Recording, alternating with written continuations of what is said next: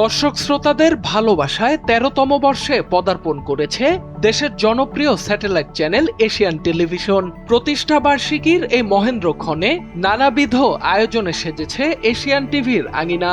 রাজধানী নিকেতনে প্রতিষ্ঠানটির প্রধান কার্যালয়ে দিনটি উদযাপন করা হয়। কেক কেটে বর্ণাঢ্য এ আয়োজনের সূচনা করেন রূপায়ণ গ্রুপের চেয়ারম্যান ও এশিয়ান টিভির senior vice chairman Liaquat Ali Khan. এ সময় উপস্থিত ছিলেন এশিয়ান টেলিভিশনের পরিচালক ও রূপায়ণ গ্রুপের co chairman Mahir Ali Khan Ratul, Asian টিভির সিইও জাহিদ ইবনে রশিদ, ডিএমডি সাজ্জাদ রশিদ সহ পরিচালনা পর্ষদের সদস্যরা।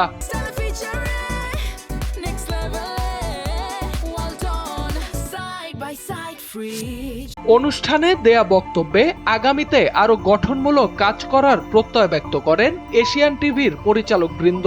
অনুষ্ঠানে রূপায়ণ গ্রুপের co chairman Mahir Ali Khan Ratul Asian টিভির সবাইকে আন্তরিকতার সঙ্গে বস্তুনিষ্ঠ সংবাদ ও অনুষ্ঠান প্রচার অব্যাহত রাখার আহ্বান জানান। একই সঙ্গে ২০২৬ সালে এশিয়ান টিভির অনুষ্ঠান ও নিউজ বিভাগকে নতুন উচ্চতায় নেওয়া হবে বলেও উল্লেখ করেন। এ সময় বিজ্ঞাপনদাতা ও কেবল অপারেটরদেরও ধন্যবাদ জানান তিনি। প্রতিষ্ঠা বার্ষিকীতে দিনভর নানা অনুষ্ঠানমালায় সাজানো ছিল এশিয়ান টিভির পর্দা।